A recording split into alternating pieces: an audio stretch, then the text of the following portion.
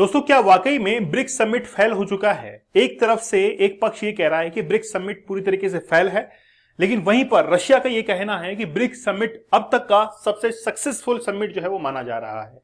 लेकिन आखिरकार ये दोनों बात कहां पर निकल कर आ रही हैं और इंडिया का इसके ऊपर क्या स्टैंड है? यहां पर आप लोग देख सकते हैं कि ब्रिक्स समिट जो हुआ है 22 से लेकर 24 अक्टूबर के बीच में, इसके अंदर जो कुछ भी हुआ है उसको लेकर बहुत सारे कयास लगाए जा रहे हैं। देखिए, अभी पूरा का पूरा वर्ल्ड जो है वो कहीं ना कहीं वॉर के अंदर उलझा हुआ है।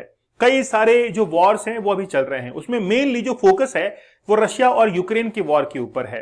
अब आप लोगों को ये पता लग रहा होगा कि ब्रिक्स समिट को आखिरकार फेल कहने वाले कौन से लोग हैं और उसको पास कहने वाले या फिर सक्सेस कहने वाले कौन से लोग हैं। हम लोग आगे बात करेंगे कि आखिरकार ब्रिक्स समिट को फेल जो है वो क्यों कहा जा रहा है, और साथ ही के अंदर नए मेंबर्स के अंदर कौन ऐड हुए हैं उसके बारे में भी हम लोग देखेंगे। भारत को आखिरकार इससे क्या प्रॉफिट हो सकता है वो भी हम लोग देखने वाले हैं। लेकिन इसके अंदर कहीं ना कहीं जो ब्राजील के जो राष्ट्रपति थे वो अगर शामिल होने के लिए नहीं आए हैं तो कहीं ना कहीं प्रॉब्लम तो कुछ ना कुछ तो है।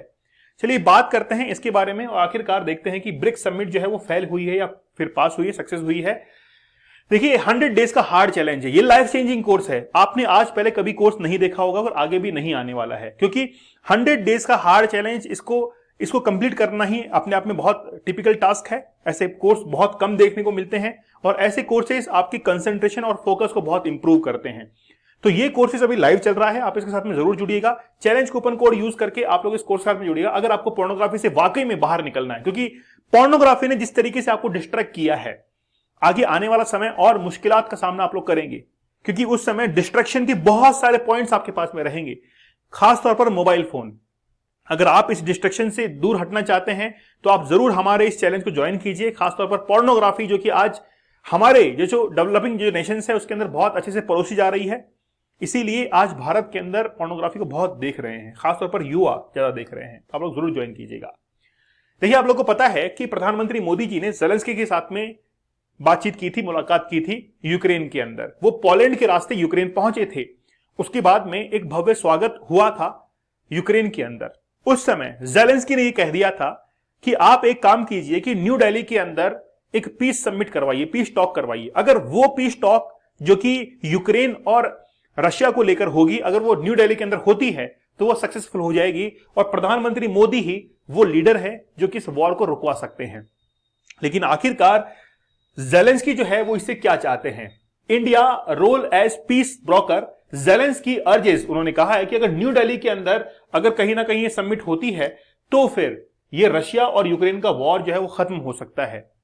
बात तो सही है, क्योंकि अभी इंडिया जो है जिस तरीके से सामने निकल कर आ रहा है ग्लोबल लीडर के तौर पर, वो आगे आने वाले टाइम में बहुत सारे माइलस्टोन जो है वो बना सकता है। ज़ेलेंस्की का ये कहना है कि मोदी भारत में पीस समिट का आयोजन कर जंग के खिलाफ देशों को एकजुट कर सकते हैं, एक साथ मिला सकते हैं। ब्रिक्स समिट 2024 फैल रही। देखिए, किसका कहना है? ये ज़ेलेंस्की का कहना है कि ब्रिक्स समिट जो है इसमें फैल रही है, इसमें कोई भी एकता नहीं दिखी और ब्राजील के प्रेसिडेंट इसके अंदर नहीं आए थे। ये फेलियर था इसका, इनके अकॉर्डिंग। फिर यूक्रेन जंग में जो थोड़ा सा साइड में रहने वाले हैं, उसका मतलब है कि वो रूस के साथ में है और हत्यारे का समर्थन करते हैं, ऐसा कहना है ज़ेलेंस्की का। G20 देश अगर चाहें तो वे पुतिन को रोक सकते हैं। G20 के अंदर डेवलपिंग और डेवलप्ड नेशन शामिल होते हैं, यूरोपियन यूनियन इसके अंदर शामिल है। अगर वो चाहें तो पुतिन को रोक सकते हैं। कैसे रोक सकते हैं? कि रूस के ऊपर कई सारे सैंक्शंस लगा दिए जाएं, उसकी इकोनॉमी के ऊपर प्रहार किया जाए, अटैक किया जाए, और जिससे रशिया जो है वो कहीं ना कहीं टूट जाएगा और वो यूक्रेन के ऊपर वॉर नहीं करेगा।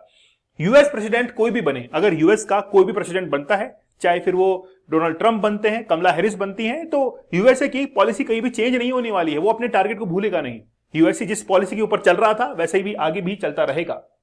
ज़ेलेंस्की ने एक बात और कह दी है। ज़ेलेंस्की ने यह कहा कि हमारे 1000 से ज्यादा बच्चे अभी रशिया के पास में हैं। अगर रशिया उनको छोड़ देता है तो वो भी हमारे लिए बहुत बड़ी जीत होगी। और इसके लिए मोदी जी के आग्रह किया गया कि आप जो है ये रिकमेंड कीजिए कि वो हमारे जो बच्चे हैं जो कि रूस के पास में हैं उनको छोड़ दिया जाए। रशिया ये कहता है कि ये तो बहुत सक्सेसफुल हुआ है, BRICS summit a total success. Russian ambassador Denis Alipov जो है ये कह रहे हैं कि बहुत अच्छा सक्सेसफुल ये समिट रहा है। इसके पीछे रीजन क्या है? कुछ कारण ये गिनाते हैं। पहला कारण तो ये है कि Putin who wanted to show that the west attempt to isolate Russia, मतलब वेस्टर्न जो कंट्रीज थी उनका ये अटेम्प्ट था कि रशिया को आइसोलेट किया जाए ओवर द यूक्रेन वॉर, जो यूक्रेन के ऊपर वॉर हुआ है इसको लेकर, लेकिन वो फेल हुआ है, कहीं ना कहीं वो कामयाब नहीं हुआ है। Was able to attract major leader, फिर भी हमने ब्रिक्स समिट के अंदर मेजर लीडर जो है इनको अट्रैक्ट कर लिया है। कौन कौन से अट्रैक्ट हुए हैं? जैसे शी जिनपिंग हुए हैं, मोदी जी वहां पर आए हैं, इसके साथ में ही 20 अदर्स लीडर्स वहां पर शिरकत कर चुके हैं। फिर टर्की के तैयब एर्दोगान, यूएन के सेक्रेटरी जनरल एंटोनियो गुटेरस, वो भी उसको अटेंड कर चुके हैं। तो ये सक्सेसफुली तो है। इतनी सारे अगर वर्ल्ड लीडर यहां पर हमारे साथ में शामिल हो रहे हैं तो फिर हम लोग आइसोलेट कहां पर हैं? कौन कर रहा है हमको आइसोलेट? ये हमारी सक्सेस है। तो ब्रिक्स समिट सक्सेस हुआ। इसके साथ में कहते हैं कि Putin said more than 30 countries, 30 से ज्यादा कंट्रीज ऐसी हैं जो कि आज ज्वाइन करना चाहती हैं ब्रिक्स को, और वो इमीडिएटली इसको एक्सपांड करने को तैयार भी हैं। कि अगर अनसक्सेसफुल होता तो बहुत सारे लीडर इसके अंदर पार्टिसिपेट नहीं करते, और बहुत सारे कंट्रीज आज इसके अंदर सदस्य बनने के लिए, मेंबर करने के लिए वो भी आगे नहीं आते। तो ये सक्सेसफुल है। तो वहां पर जेलेंस्की क्या कर रहे हैं? ये तो अनसक्सेसफुल है, ये तो फेल हो चुका है। ठीक है, अब एक्चुअली में क्या है, देखिए जर्मनी का एक न्यूज़पेपर है बिल्ड, जर्मनी का एक न्यूज़पेपर है बिल्ड उसका नाम है। उसने कहा था कि अगर टर्की इसके अंदर शामिल होता है तो भारत इसका अपोज करेगा। टर्की अगर शामिल होता है ब्रिक्स के अंदर तो भारत अपोज करेगा, क्योंकि भारत का सबसे बड़ा एनिमी आज चाइना है, उसके बाद में पाकिस्तान, और तीसरे नंबर पर टर्की ही आता है। लेकिन टर्की ने खुद ने इसको डिसमिस कर दिया, इस रिपोर्ट को डिसमिस कर दिया, और ये कहा कि India opposed entry at BRICS partner nation, इस रिपोर्ट को ही खारिज कर दिया। बोला गलत है, भारत ऐसा नहीं कर सकता है, टर्की के खिलाफ ऐसा नहीं बोल सकता है इंडिया, हमको पूरा विश्वास है। तो इस रिपोर्ट को ही टर्की ने खारिज कर दिया। लेकिन क्या वाकई में टर्की के वहां पर शामिल होने से इंडिया को नुकसान होगा? तो हम लोग कहेंगे हां, नुकसान होगा। अगर टर्की शामिल होता है तो कल को पाकिस्तान के लिए भी रास्ता खुल जाएगा, और पाकिस्तान जैसे शामिल होगा तो उस ग्रुप के अंदर और भी ग्रुप बनना शुरू हो जाएंगे, जिसके अंदर चाइना, टर्की और पाकिस्तान ग्रुप के अंदर ग्रुप बनना शुरू हो जाएगा। इसलिए टर्की अगर आता है तो नुकसान होगा। ब्राजील, रशिया, इंडिया और चाइना, साउथ अफ्रीका की बात करें, ये तमाम कंट्रीज जो हैं वो 42 यानी कि 42% पूरे वर्ल्ड पॉपुलेशन का यहां पर कंट्रीब्यूट करते हैं। 23% ग्लोबल जीडीपी के अंदर कंट्रीब्यूट करते हैं। 17% वर्ल्ड ट्रेड के अंदर वो पार्टिसिपेट करते हैं। 26.6% वर्ल्ड जो लैंड एरिया है, जो भूमिगत क्षेत्र है, एरिया है, उसके अंदर कंट्रीब्यूट करते हैं। और 13.2% जो है वो वोटिंग पावर इनके पास में है, पूरे वर्ल्ड का वोटिंग पावर।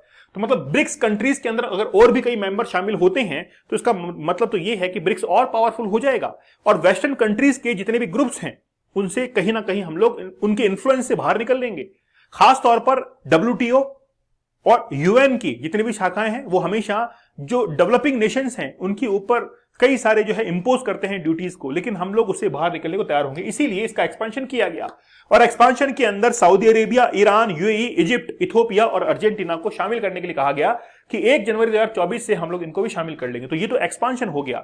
5 to 11 तक, 5 से लेकर 11 तक इसका एक्सपेंशन जो है वो आज इसका हो चुका है। लेकिन क्या इनके शामिल होने से कोई इफेक्ट पड़ेगा? पहले कंट्रीज को देख लेते हैं। सऊदी अरेबिया, ईरान और यूएई, ये तीनों कहां की कंट्रीज हैं? ये एशियन कंट्रीज हैं। इजिप्ट और इथियोपिया, ये दोनों जो हैं वो अफ्रीकन कंट्रीज हैं। और अर्जेंटीना साउथ अमेरिकन कंट्रीज हैं। इनमें से सऊदी अरेबिया को छोड़ दीजिए और यूएई को छोड़ दीजिए, और बाकी की हालत, इकोनॉमिक कंडीशन जो है खासी अच्छी नहीं है। तो अगर इसके अंदर सऊदी अरेबिया शामिल होता है तो हमको बेनिफिट ये मिलेगा कि जो गल्फ कंट्रीज हैं उनका सरताज अगर इसके साथ में आ रहा है तो इन देशों को कहीं ना कहीं हेल्प मिलने वाली है। खासतौर पर जो एम्प्लॉयमेंट जनरेट करता है गल्फ कंट्रीज के द्वारा, वो बहुत पोटेंशियल होता है उसके अंदर। लेकिन कहीं ना कहीं अब क्या ब्रिक्स का नाम चेंज हो पाएगा? क्योंकि जिस समय साउथ अफ्रीका इसमें शामिल हुआ था तो नाम चेंज हुआ था। एक्रोनिम ब्रिक जो है वो बेसिकली 4 ही इसके अंदर लेटर थे, जो कि 2001 के अंदर इसका नाम रखा गया था। गोल्डमैन सैच इसके संस्थापक थे, और उन्होंने एक पेपर के अंदर, इकोनॉमिक्स का एक पेपर था जिसका नाम था the world needs better economic brick. पूरे विश्व को एक बेटर इकोनॉमिक की जरूरत है, और वो कौन दे सकता है? वो ब्रिक दे सकता है। लेकिन अगले ही साल जो है वो इसके अंदर कौन ऐड होता है? South Africa. मतलब 2009 के अंदर जो ब्रिक्स समिट हुआ था येटेनबर्ग के अंदर रशिया में, 2009 में उसमें अनाउंसमेंट कर दिया गया था। और फिर 2010 के अंदर न्यूयॉर्क में एक मीटिंग होती है फॉरेन मिनिस्टर्स की, उसमें इस चीज को ऑफिशियली अनाउंस कर दिया गया था। और उसके बाद 2011 के अंदर ही जो 3rd ब्रिक्स समिट होती है उसके अंदर रशिया ने अटेंड किया, और ये ब्रिक्स से बना ब्रिक्स।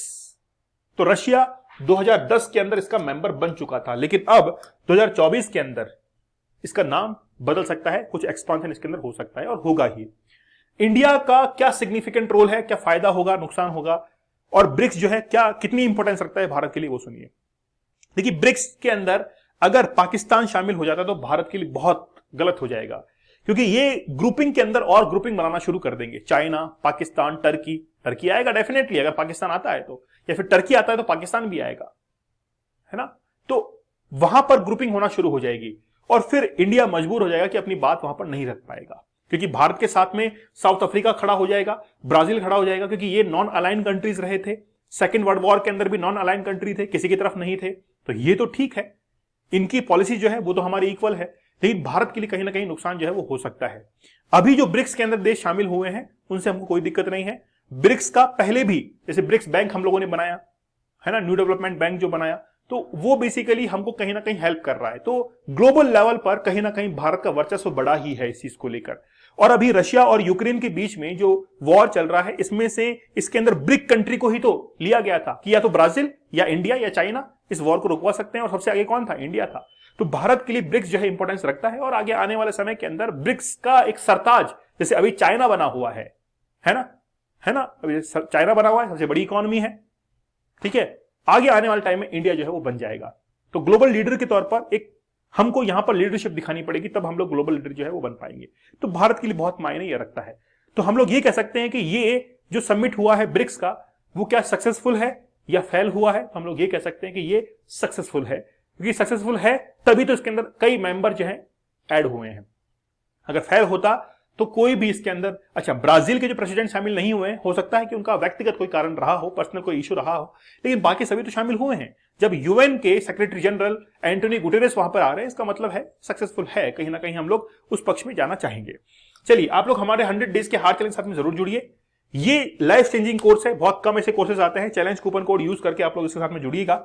एक एजुकेटर आपको डेली लाइव आकर उस टेक्निक के बारे में समझा रहा है कि आप अपने कंसंट्रेशन को, फोकस को कैसे इंप्रूव कर सकते हैं और अपनी लाइफ के अंदर कैसे आगे बढ़ सकते हैं। इसलिए मैं आप लोगों से निवेदन करता हूं, रिक्वेस्ट करता हूं कि आप लोग जरूर इसके साथ में जुड़िए और अपनी लाइफ को चेंज कीजिए। अभी समय है, अभी मौका है, बाद में मौका निकल जाएगा तो फिर कुछ भी नहीं। आप लोग हमारे 175 डेज के हार्ड चैलेंज साथ में भी जुड़ सकते हैं। 100 डेज यहां पर और 75 डेज आप लोग यहां पर कंप्लीट कर सकते हैं। जीके जीएस का एक बैच चल रहा है, इसको आप लोग जरूर ज्वाइन कीजिएगा। History, polity, geography, economic, science, तमाम सब्जेक्ट हम लोग कर रहे हैं। तो मिलते हैं आप लोगों से अगले सेशन में, तब तक धन्यवाद, थैंक यू, जय हिंद।